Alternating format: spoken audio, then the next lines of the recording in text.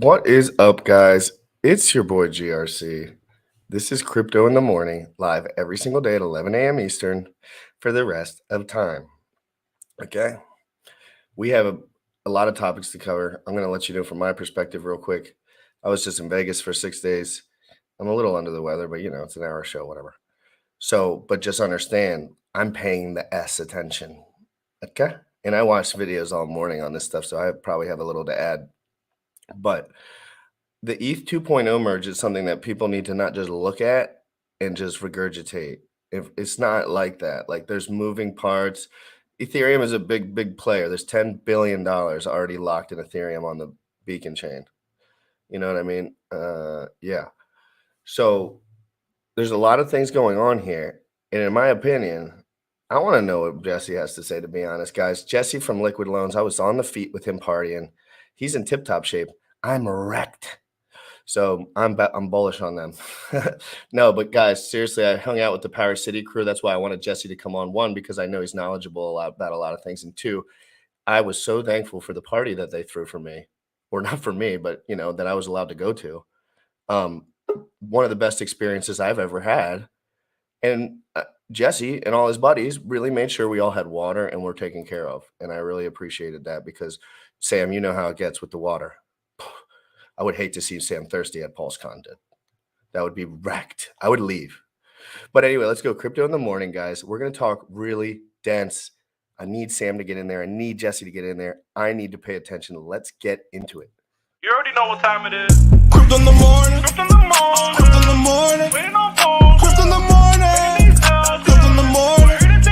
Crypto in the morning. Crypto in the morning. Crypto in the morning. Waiting on phone. Crypto in the morning. Crypto in the morning.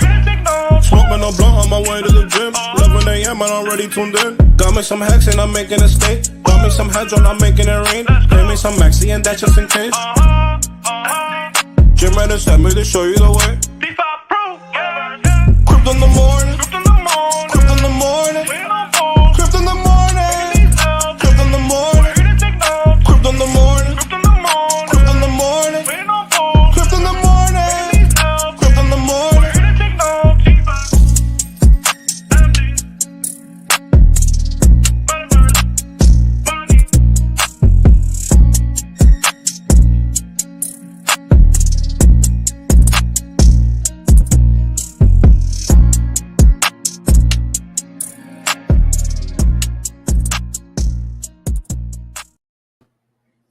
It's just me. I like this. This is nice. I like this. I like seeing my face up here. How you guys doing today? I am doing awesome. I just got back from the gym. And I know there's a lot of people in this community who are excited about Pulse. We're excited about PulseChain and Pulse X. Well, what if there was like a way to kind of preview what was going to take place with Pulse, right? The best we could do in real life, right? We can conjecture, we can talk about it, but what if there was an actual thing happening? Well, we have the merge with Ethereum, where we have a fork, a proof of work fork for Ethereum, and then we have a proof of stake fork with Ethereum. What does that mean? Well, that means Ethereum beat Richard Heart to his own game. You get free copies of all your shit. We have an awesome show lined up for you today. Not enough people are talking about this, but I believe personally, this community is probably best equipped out of all of crypto to understand what is taking place with the proof of work Ethereum. Binance, FTX, two of the largest exchanges in the world have already said that they're going to support ETHW, right? Is it going to be like ETH Classic, the original? Right? It still holds value, right? There's still value there. If you got 10 grand and now you could have $2,000 on another chain, right? If you have 100,000 hex, now you have 200,000 hex, right? I don't know what's going to go on. We have Jesse here from PowerCity and Liquid Loans, who's going to dive into all this. I'm super excited to see what's going on with this. And I'm not sure how we're going to transition.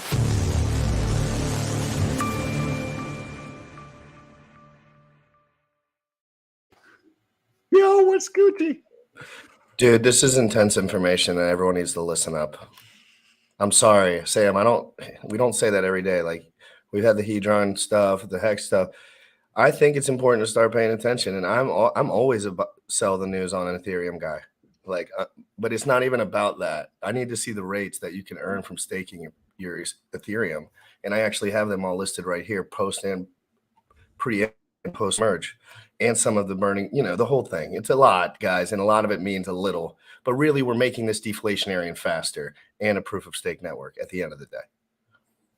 Correct. And what have you learned so far that's been a little bit like you hear other people talking, you see all the articles, you put down spreadsheets, facts, and people constantly just say you're an angry fucking, but really the truth is you truthfully are looking at this stuff and you're new-ish to crypto. You don't have this bias of like, Sam doesn't live. Everyone asked me, where's Sam? Where's Sam in Vegas? I said, Sam is working.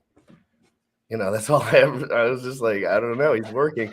So I want to know everything. Jesse knows a lot. I'm going to listen a lot today. I have a few notes here for like some specifics that I can chime in. But at the end of the day, this is a 4 or 5 part transitionary period that they say at this point is going to last 2 years. But the first phase is launching in a day or 2 or 3 days. So we want to pay attention because what if we can capitalize on this? What if you get free tokens? What if you get all of your copies of Hex and Maxi and Deci and all the other, Hedron? What if you get copies of all that? That's how it's going to work. OpenSea has already said they're not going to support the NFTs that you get copies of. Some people on Twitter who think they don't get copies. I literally don't know why more people are not talking about this. No, because dude, it's confusing. You know how Richard's such a good marketer and he just says things kind of flat, but nobody really knows what. He says it in a way that guys like me can understand, at least after 2 or 3 tries. But Vitalik don't talk like that. Those devs don't talk like that. If you read those documentations and flowcharts, you have to like take an Adderall and like fucking rip some caffeine because, you got to stay locked in. There's a lot of moving parts, ZK rollups, sharding. Guys, there's a lot here. Okay. Ethereum, in my opinion, is going to become complete. I think it's already been deflationary at a point, like technically.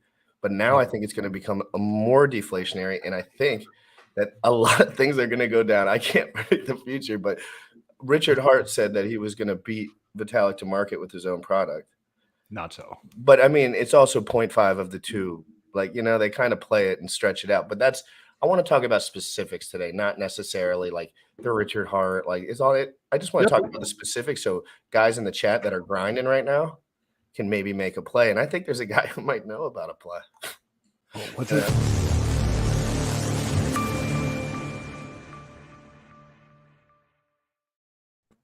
The man himself. What's up, Jesse? Give it to us straight, bro. Yo. How you doing, brother? So ETH is supposed to fork here or actually merge into what will be known as ETH proof of stake here anytime now, like in the next day or 2. And that raises a question, what happens to all the miners? If you go to CoinMarketCap right now, you can actually see the future IOU price of ETH POW. People are already speculating on this fork ETH proof of work coin, and it's something around like $30. Okay, no one's talking about it. And no one talks about it. Why? Before we get into the semantics, why do you think so many people, especially like this community, out of all the crypto communities there are, this community you would think is going to have the best understanding of how to approach this because they put some fucking amount of energy to understanding copies and all the things around a fork of Ethereum. Why do you think people are not paying attention to this? Well, some people are. I mean, listen, there are entire test nets that are already spooled up. There's already speculative IOUs on this stuff.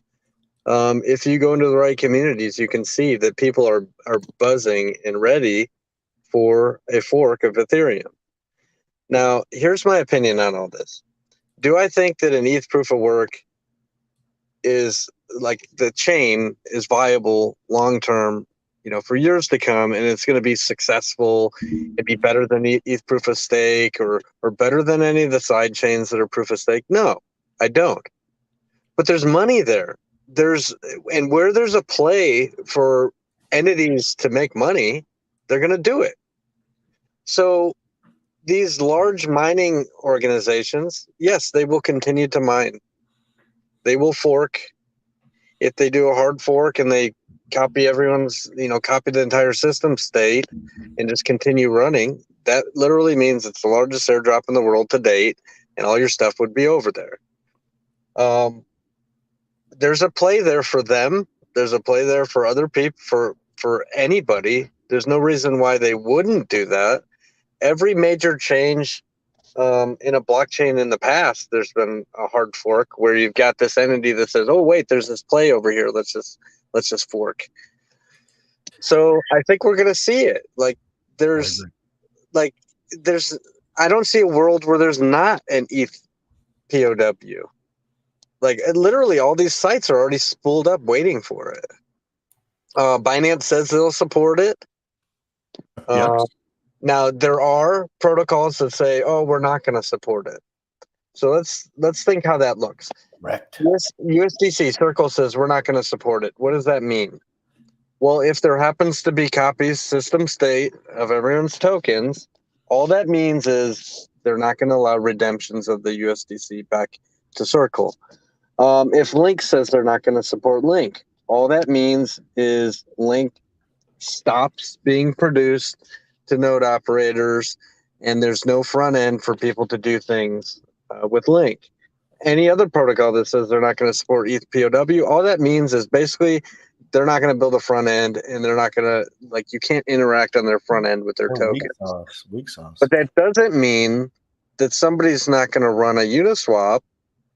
And if there is a system state copy, you can grab your tokens, go to Uniswap, and do what you want with them. Swap them for something else, swap them into ETHPOW, speculate on just holding ETHPOW over there. And guess what? It's free money. It's free. Now, the speculative price right now on CoinMarketCap would be like $30. So, you can, if there is a system state copy and you dump all your stuff, how much are you actually going to get? A few $100s, a few $1,000s worth of ETHPOW. What's that going to turn into in the future? Who knows? We are in a bear market. This chain could get used for some things throughout the years. It could go up in value. If there ever was a bridge formed, or exchanges like Binance says they're already going to carry it. So does that mean people are just going to dump out of it? So the price is going to go down? Nobody really knows. But the point is, it will feel a lot like a free airdrop, and there is going to be some sort of value over there, some sort of play for you to do. USDC is not the play. Neither are the NFTs, because OpenSea said they're not going to support them. Which makes sense because there's no liquidity. So it's what are you just going to fork it over and have more no liquidity? It's like extra no liquidity to trade. I don't ever think NFTs are a play anyway. Me neither. Now that sounds weird, right? Because PowerCity is Pixel Park.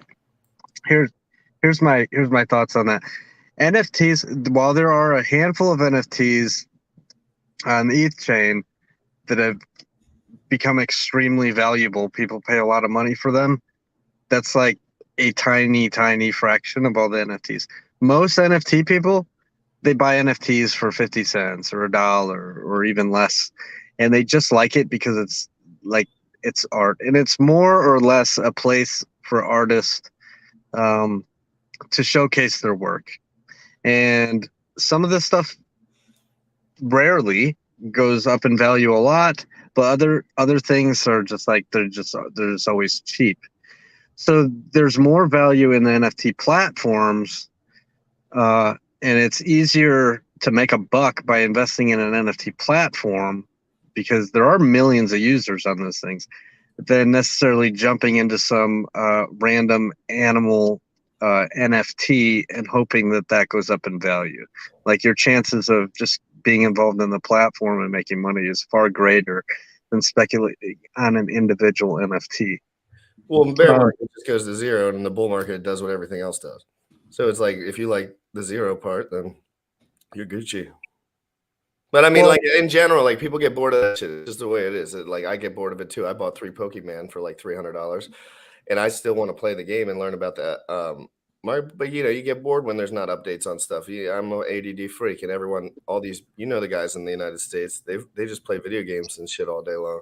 They waste their money all day long. What's up, Jaja? 9021. That's Sam's girlfriend. Am I right? Yes. Sorry. Yes. Yep.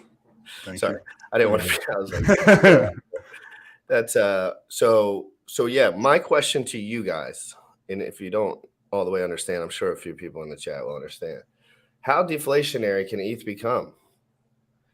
Like if so, right here I have the ETH issuance TLDR mining rewards 13,000 ETH per day as far as the merge, and then the staking rewards. I mean, before the merge, pre-merge. So that's 13,000 ETH per day. The staking rewards would be 1,600 ETH per day, and they're doing some sort of triple halvening thing where they like take 90% of the value out when they do the halvening. But I don't know. So, do you know what I'm talking about, guys? Jesse, I'm going to try to paraphrase a little bit here, and then Please. please, if you have more information, correct me. So with POW, they already have a test net. Bullish actually found a bridge the other day. I don't know if it's a test bridge or whatever, but there's a bridge already, I think, that's in place. And the POW is going to have its own set of standards, and then POS is going to hit its set of standards. So on POS, you're going from 13,000 ETH per day issued to about 90 or 99% drop from then, because it's going to be going to validators now. Where on the proof of work chain, the EIP 1559 that was put in place, several months ago, maybe a year or two ago, or whenever that it came out, is basically getting rescinded. Which, if you're not sure what EIP 1559 is, it's the piece of Ethereum that took a tiny portion of transactional fee and burned it, right? So that was supposed to reduce the inflation effect. But what does that effectively do? It's like, hey, GRC, you're making $1,000 a day mining. Let me just take $10 from you and put that in somebody else's pocket in terms of redistribution. So the POW network is actually rescinding that.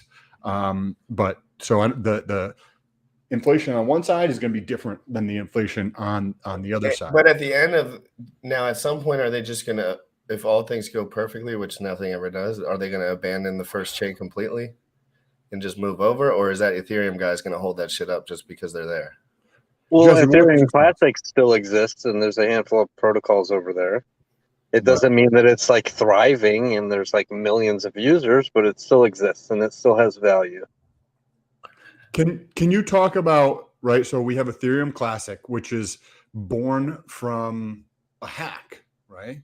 And the MakerDAO, effectively, if people don't know, like got hacked in 2016-ish, roughly, and they were stealing a bunch of money per minute or per hour from the MakerDAO, and they decided to fork Ethereum. So Ethereum Classic is the OG, right? And then we have the Ethereum that we know today, 1.0. You could reference it as. And now we're going Beacon Chain, the name for the first one? I think that's what it's called. The Beacon Chain? I think that's a side chain that they're using to test right now. Oh yeah. But it's not right. So, Jesse, from conjecture standpoint, we have one that was bred because of fraud, right? But then we have Ethereum right now, and say if you look at Classic, that's $50 ish. I think the other day I checked it and it was around $40-$50 per one Ethereum Classic. Now Ethereum today is what, 1,700, 1,750, something along those lines. I see that POW could be somewhere in that middle range. I don't think personally that it's going to be anywhere close to Ethereum Classic. I think it's going to be higher than Ethereum Classic because, the reasoning behind the change today. There's a lot of people that believe that using POW is a safer way, more decentralized way of doing things because of the for multiple different reasons. We don't need to get into all the reasons, but for multiple different reasons that are valid. It's more efficient. Well, it's not necessarily more efficient, but like if you have if you have a vested interest as in tens of thousands of dollars into equipment and a variable cost on a monthly basis, whether that's electricity and or maintenance, and you distribute this around the world, there's a collective, distribution, which makes it more decentralized than if you look at POS decentralization. 60 something plus % of validators are located in one region, the United States. What is the United States going to do? Well, when I think of this example, if you think of like a auditorium, right? And there's 20,000 people in there and there's 15 doors or there's 30 doors, and I'm a nefarious actor that I call myself the United States. What am I going to do? Am I going to go into the middle of the auditorium and just tell people with guns to do whatever? Or am I going to stand at the 20 doors with guns and tell people and control the entire masses that way? So you can think about the validators as a representation for those doors. And the United States could use those doors, i.e. validators, to control Ethereum, right? So I think that POW ETH can hold a higher price than Ethereum Classic. And Jesse, I'd like to hear your thoughts on this. I'll be right back, guys. I got to pee. Well, we can speculate that there will be less activity on ETH POW than on ETH POS. So one of the main problems with the current ETH is transaction speeds, gas prices. Well, what happens when 90% of all the people just jump on board the ETH POS, and then what you find is you have an ETH proof of work chain that's forked, and it's actually faster and cheaper because there's less people on it. There will certainly be protocols that say, hey, there's value over here and just continuing to run, or even new protocols that say, hey, we like the narrative of proof of work and mining being more secure. Whether you believe that narrative or not, there's other people that do believe that narrative. So that they can launch their stuff over there, and it's still cheaper than it used to be running on the current ETH that we have now. I think that we will see two different chains, and there will be some sort of activity over there, and it will be more activity than ETH Classic had or has. So I agree that a decent amount of activity will shift to ETH 2.0, where I think, and you may have more insight on this or thoughts on this, but do you think that ETHW is going to have greater activity than ETH Classic? ETH proof of stake will certainly have more activity than ETH Classic. So that would indicate that this is conjecture, guys, but that would give us an idea that ETHW is probably going to hold a higher price than ETH Classic. Is that how you might be thinking about this? And remember, we're not saying what you guys should do or anything. This is just having a conversation here. I would personally speculate, not financial advice, that ETH POW would be more valuable than ETH Classic. So what's the play here? Well, it's interesting, right? Now, let me caveat by saying I believe that PulseChain is going to be wildly successful. It has some advantages, right? We may end up losing the largest airdrop in the world narrative, but here's what we didn't lose. Over 150 protocols natively launching on it.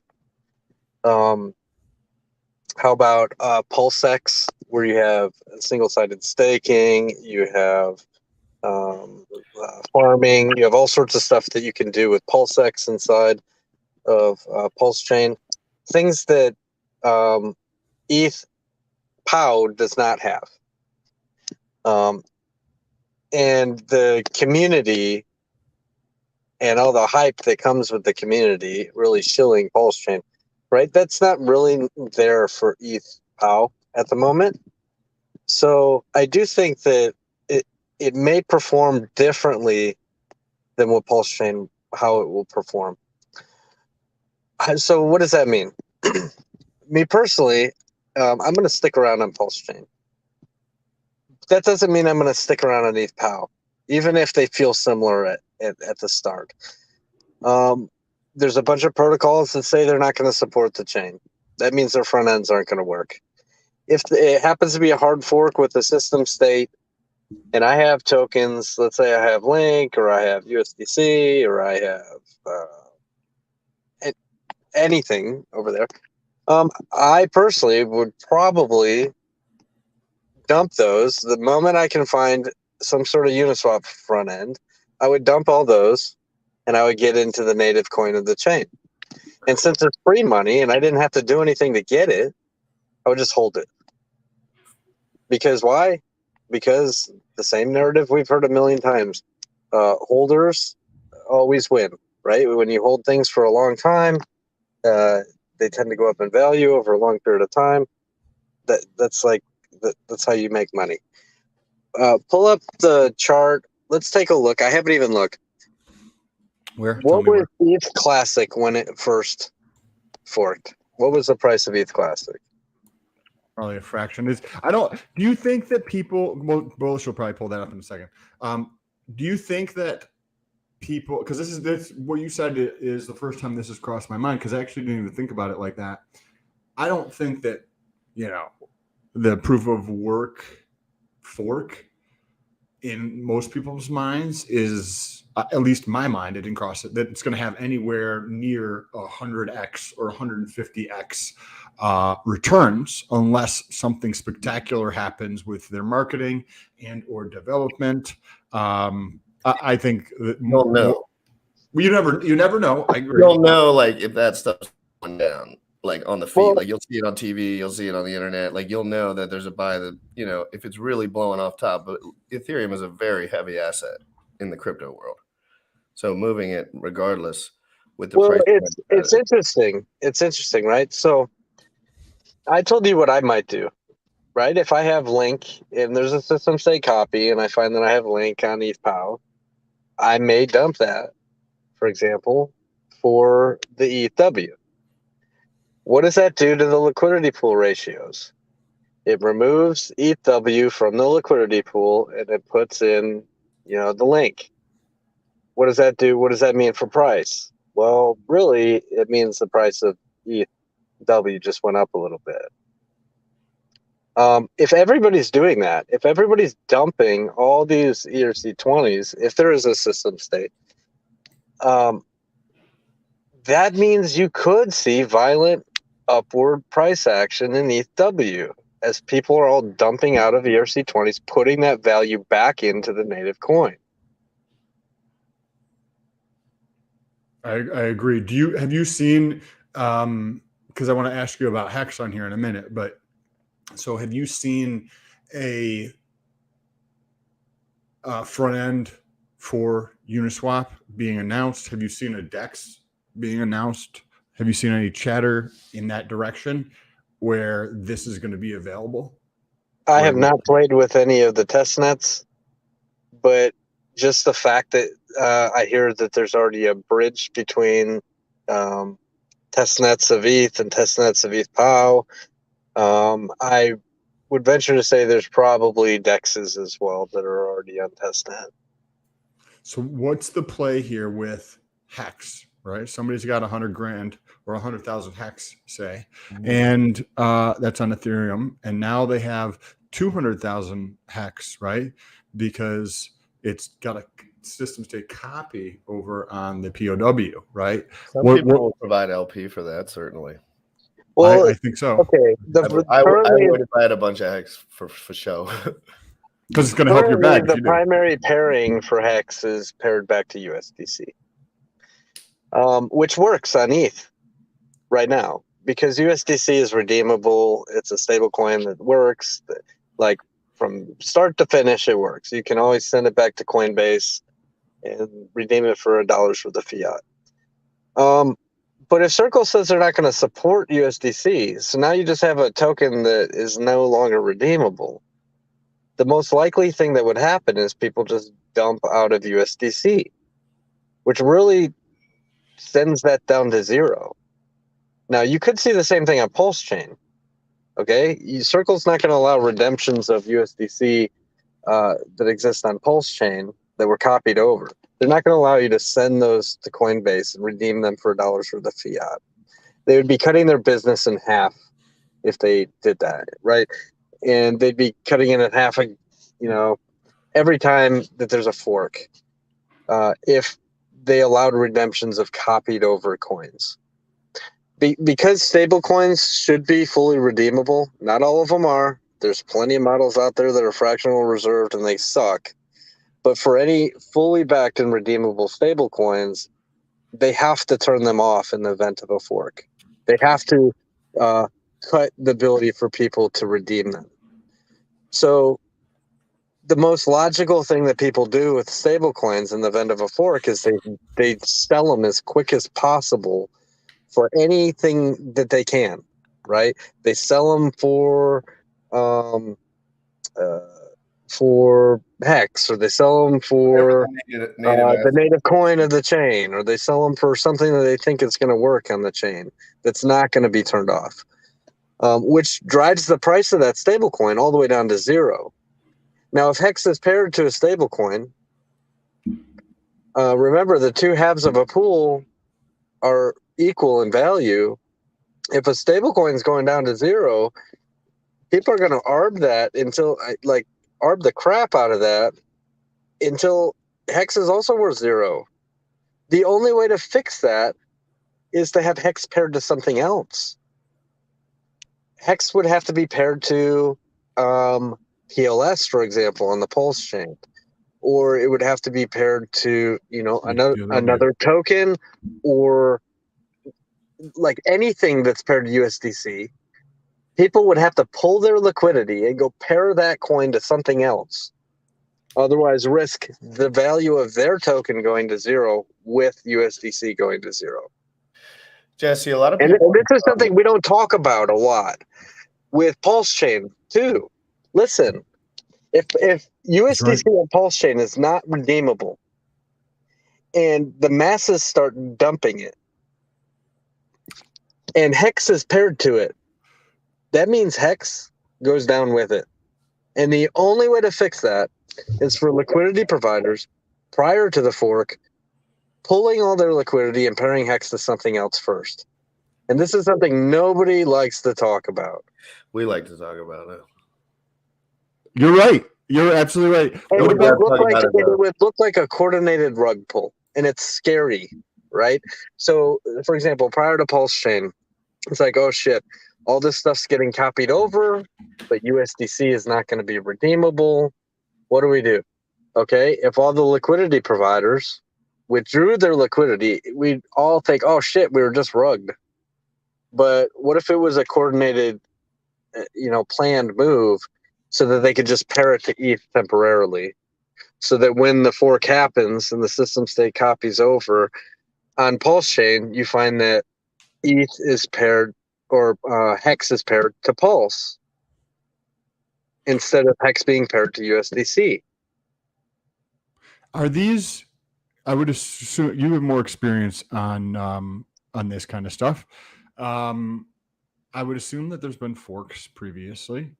Are things, even if they're not redeemable, still valuable? They still hold some value in some cases, but not in necessarily all cases. Do you expect, obviously this is just an opinion, but do you expect, say, USDC to hold zero value, or do you think it's going to be 5 cents on the dollar, 20 cents on the dollar, 80 cents on the dollar? It's impossible to go all the way to zero, because just the way the decimals work, like you can go out tons of decimal points on these coins. Less than a penny. We'll call that less. We'll call that zero, but less than a penny.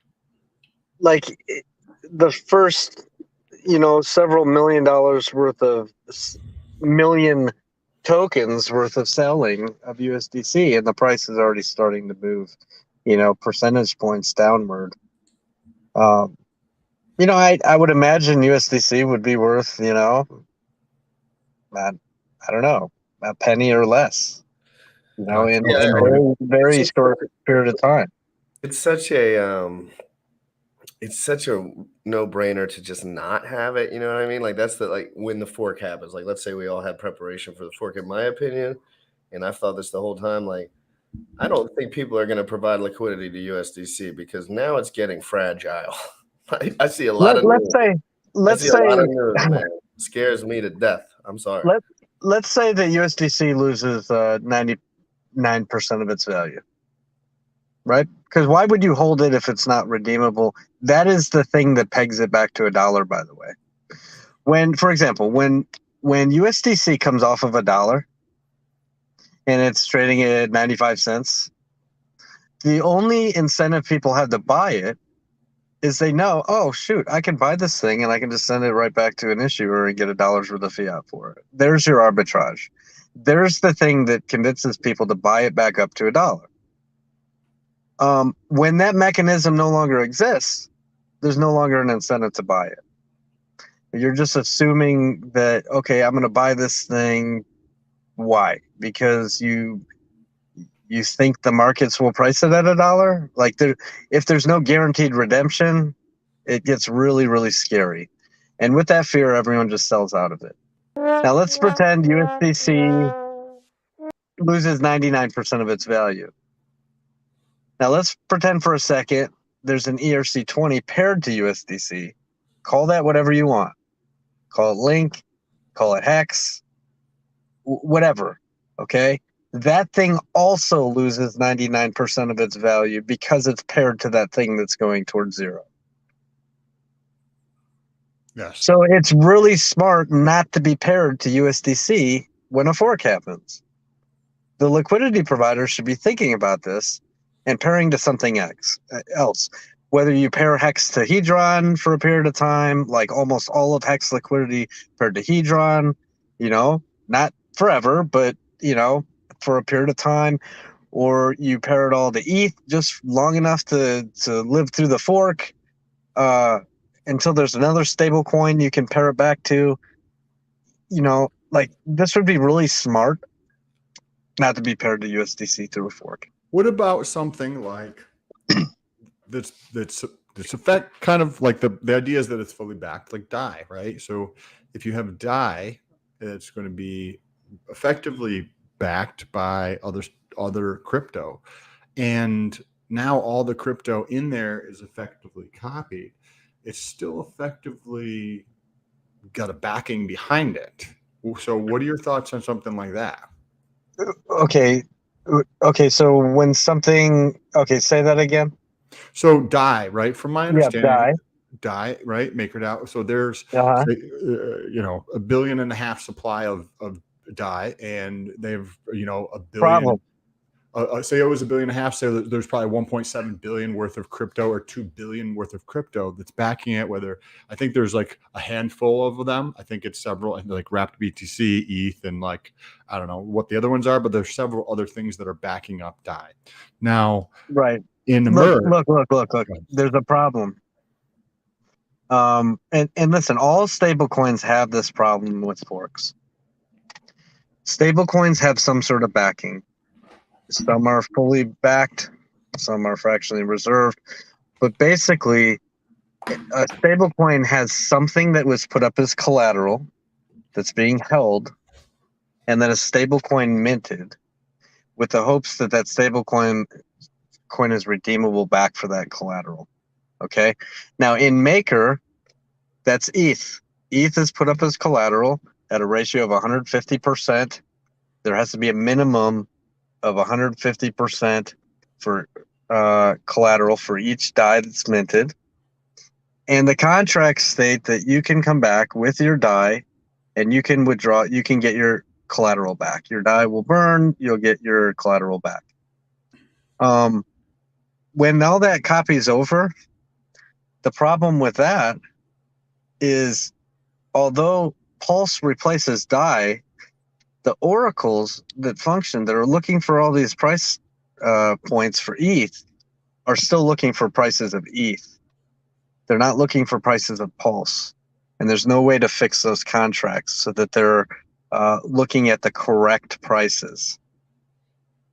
Gotcha. But Okay. the protocol like immediately breaks. It immediately breaks because the thing it's trying to look for, which is ETH, no longer exists on the chain. So And the prices are completely out of whack. You know, you could see like everybody instantly get liquidated, or like just everything immediately death spiral down to I've zero. never seen that before, Jesse. Just kidding. I've seen it a couple times in the last 6 months. Zero nukes to zero. That means money to zero. Used to be a lot. People, dude, I remember people shilling me Terra Luna at $63, just telling me it's time to go. Like, you know what I mean? So everyone just remember, in this market, you can just pay attention a little. Like, if you actually are trying to pay attention, like, you're going to pretty much be more aware than everyone if you're emotionally detached. That's the hard part, though. Like, if every time your shit goes up 50%, you lose your shit, you're going to get wrecked, because it's like, I already got wrecked so many times that it kind of kills it down. I'm going to watch this, and I am going to definitely not have USDC, period, end of story. And that I have USDC, but to be honest, I've been buying Hedron and stuff like this. So it's dwindling. But my whole point is, I don't think it's fair to like listen to what Richard's really putting on the internet as far as like the Bitcoin market and stuff. Yes. But when it comes to the product that he doesn't know when they're going to launch exactly, he doesn't know where he can't know all this shit. Maybe he does. I don't know. But like, this has changed a lot in the last 30 days.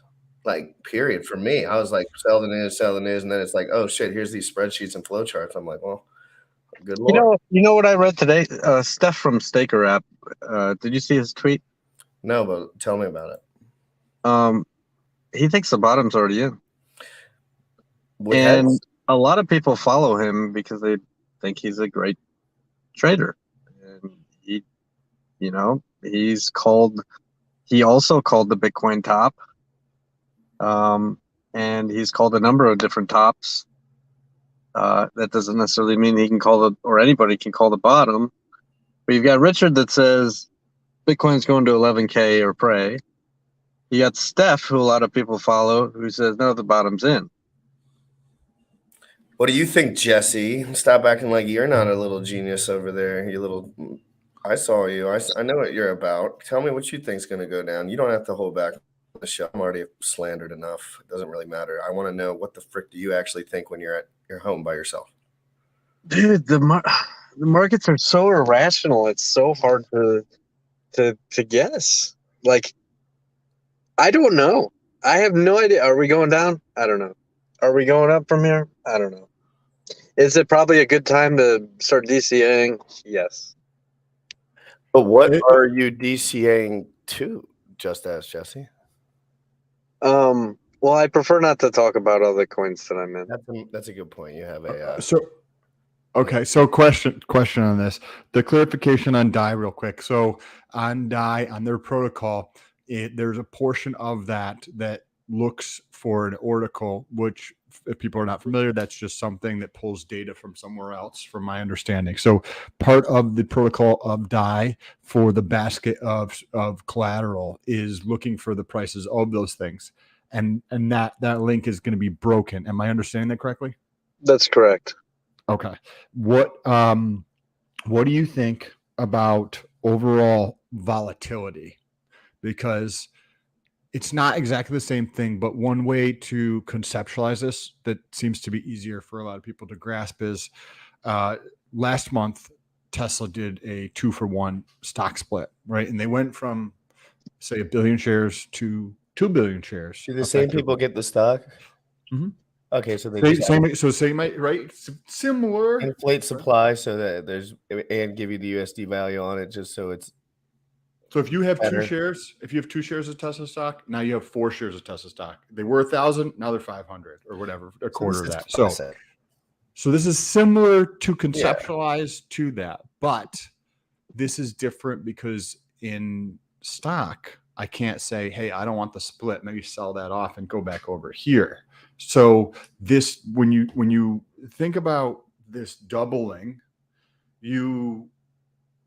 there can be a drastic increase in volatility, even on what we're going to call it quote native or POS, right? That's where we believe that there's going to probably be more users, right? So this one there's more users can also see a fluctuation in prices. That's what I mean by volatility. It just means the aberrations up and down, right?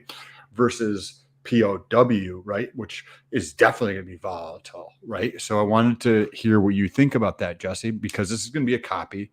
There's going to be people that would be like, hey, I just want ETHW because I think that shit's going to go bananas. And I think that there's all this other stuff going on, but there's other people who are just like, F this. So the question always becomes how much new money is going to come in to change all the prices, right? So I don't really see millions of people jumping ship from ETH POS to ETH POW and making the price go to the moon.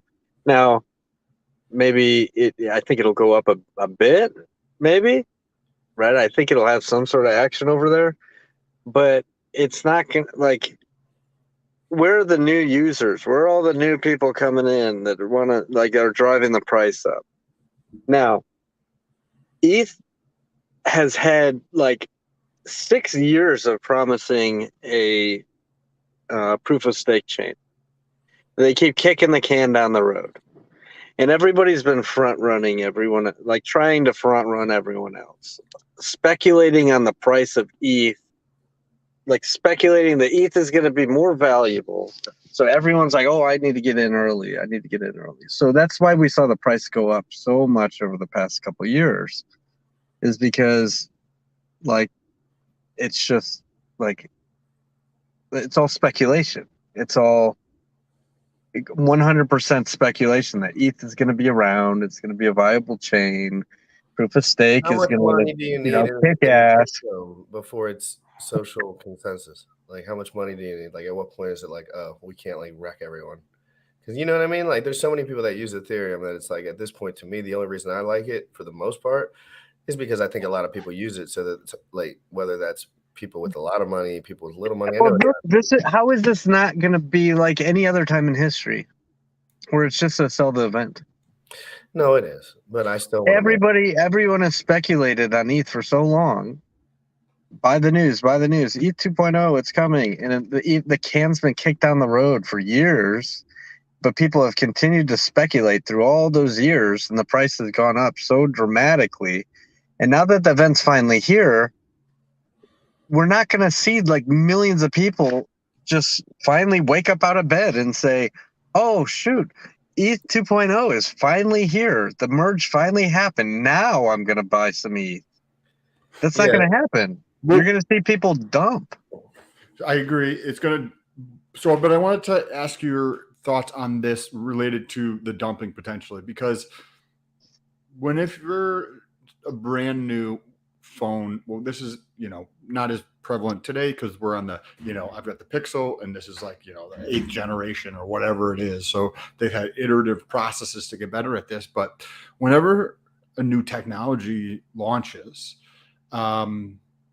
anybody who has been around the block even slightly recognizes that new phone, that new widget, that new watch, that new XYZ is going to be fucked up in some ways when it happens, right? Like you see it happen all the time. Back in 4 or 5 years ago, the Samsung Note 7, and this is their 7th iteration, started catching on fire, right? In people's pockets, they would just blow up in fire and start people's pants on fire. I got stopped on a plane because I had a phone that was a 6. It was a 6, and they stopped me on the plane and they started like asking me questions about it. But the idea behind this is there's people who've been in the marketplace that have the understanding of that with the phones, with any technology, right?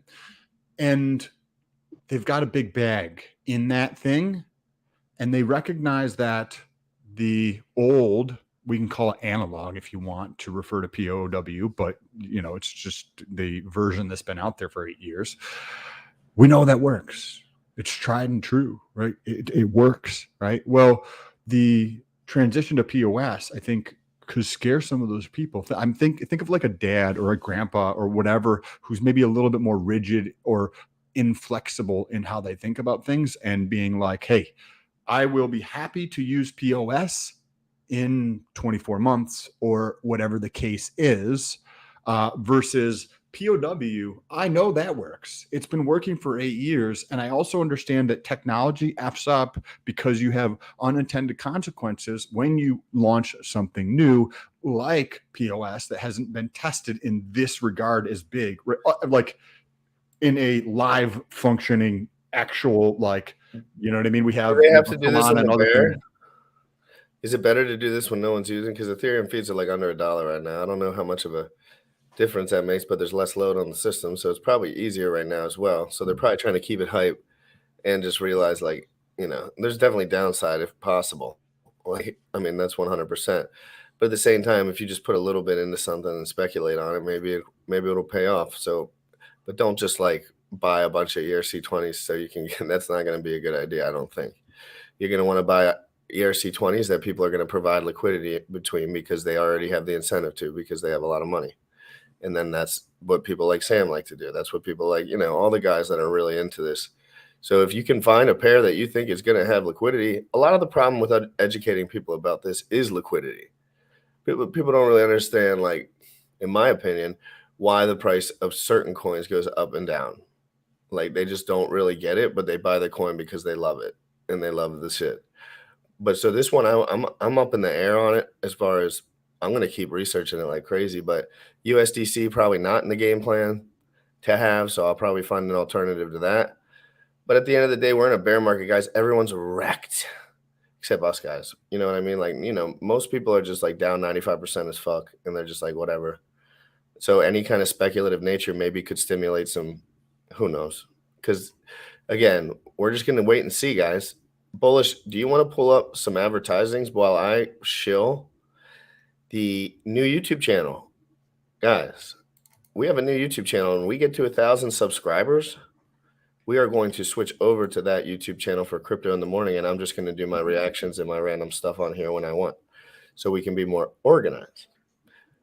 And I want everyone to subscribe to this channel right now. I would appreciate that. If everyone that's in here, 164 in here, go, and I'll post it on all the destinations. Thank you.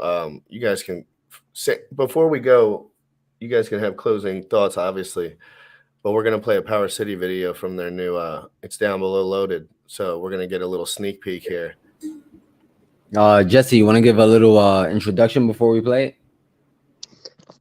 Yeah, so at the PowerCity event where we had DJ Lethal, we had the fashion show and such there in Vegas, we released a sneak peek of our front end for liquid loans, which is called the Amplifier. And it does everything that a normal front end does, although it allows you to pre-select choices that you'd like for compounding your rewards automatically, so you don't have to go in there all the time and click claim and then say, well, okay, now I have these coins liquid in my wallet, here's what I want to do with them next.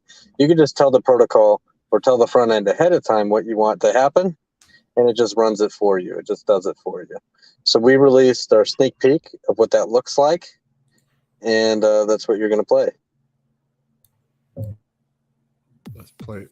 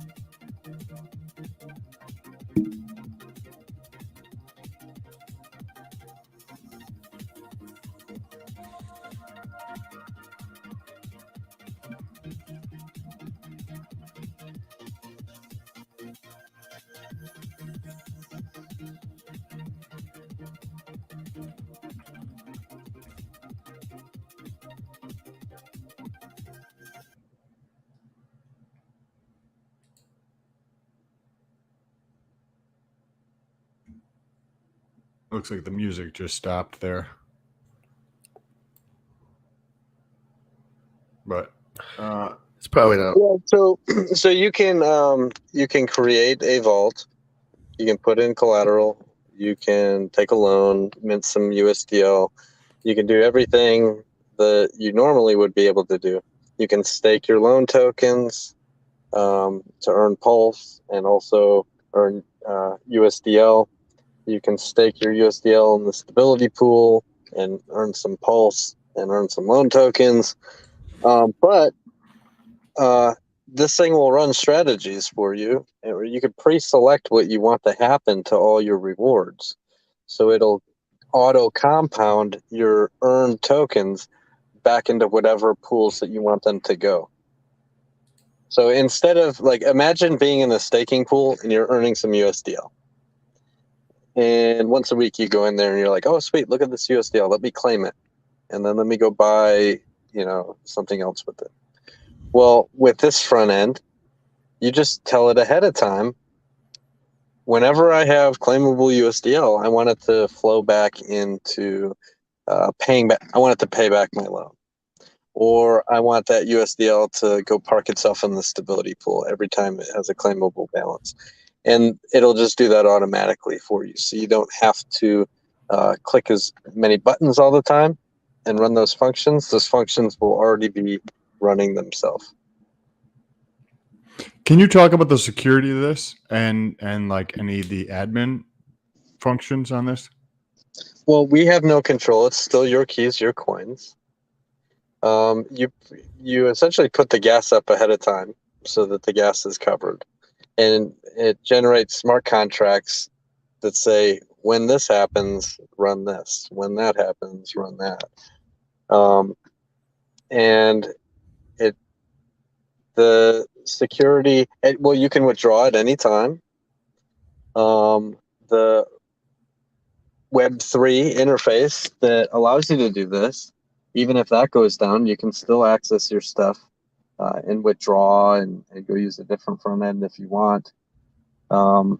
It's immutable. We can't change the code. We can't access your wallets. We can't, it's still your keys, your coins. We can't reach in there and we're not doing things for you. It's smart contracts that are doing it all for you.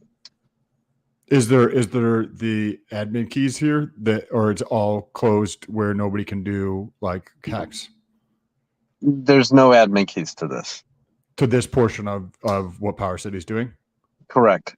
Okay. Any of this stuff that you see here, there's no admin keys to change how any of this works. Now we could add additional contracts.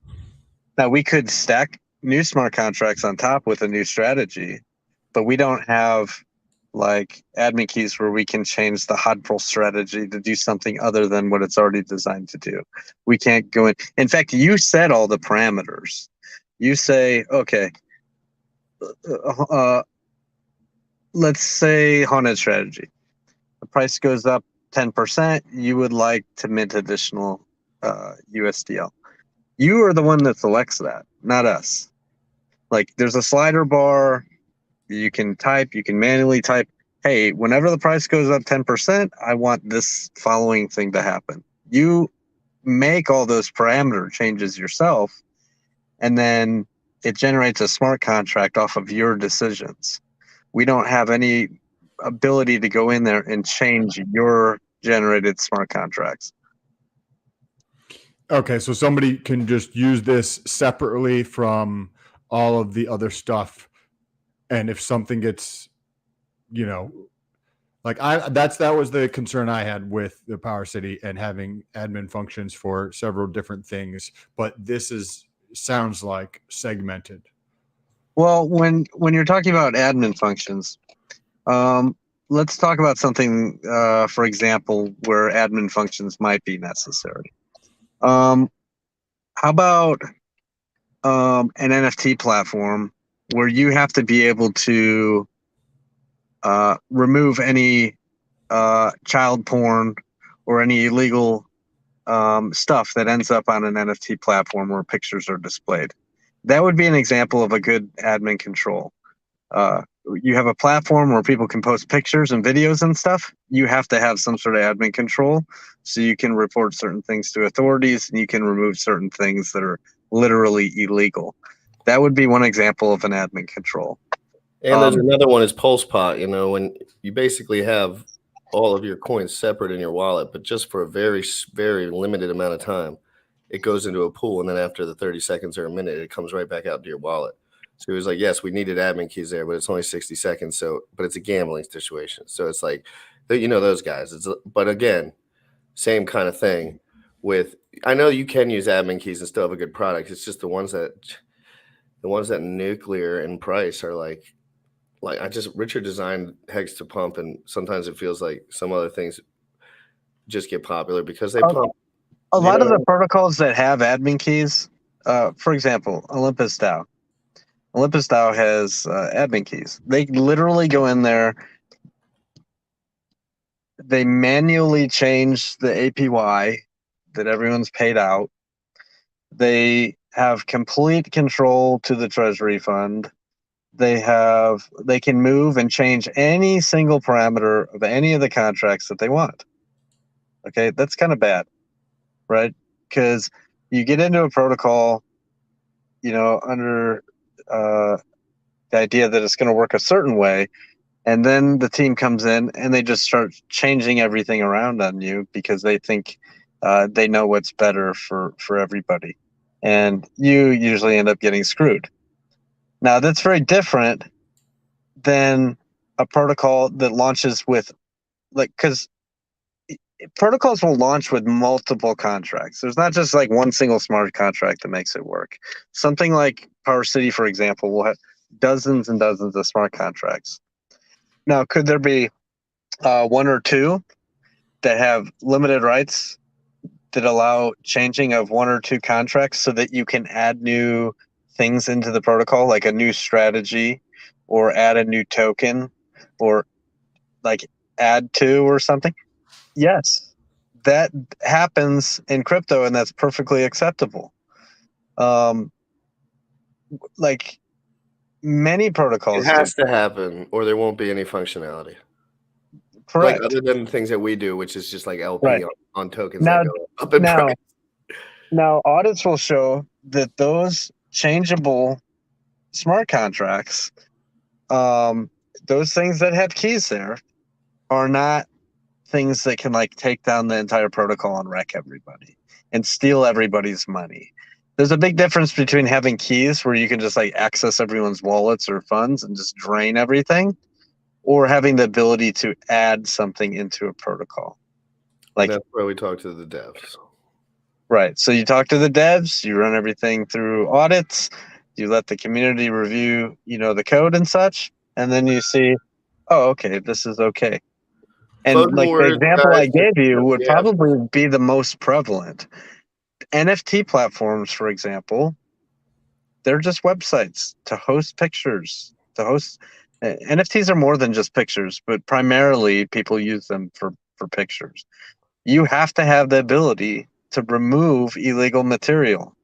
Like, that's perfectly acceptable. And I don't think anyone would complain about that. No. There's We just haven't seen that a lot of these line. projects work There's yet. just a line like where that comes into, you know, censorship, but we don't need to go down that route here. I'm curious to know how this auto compounder interacts with everything else. That Final statement, just because we're on a time crunch, because but please just go ahead. Go ahead. How does this interact with everything else that PowerCity is doing? Because I know that you guys are launching like a token with your thing as well. Yeah, of course. So everything inside of PowerCity has a fee that comes along with it. So just like Staker app, if you want to use Staker app, guess what? You're going to pay a fee to use Staker app. Okay, PowerCity is really no different. If you want to use anything inside of PowerCity, you're going to pay a fee. The question then is, where does the fee go? Well, the fee goes to the community. How? Well, you have to have a token that people can stake, and that's how they can collect the fee. Right? So that's the purpose of the token. you acquire the token and you stake it into the core, and now you become an owner of the protocol and you collect the fees that everything in PowerCity generates. What's the fee on the auto compare?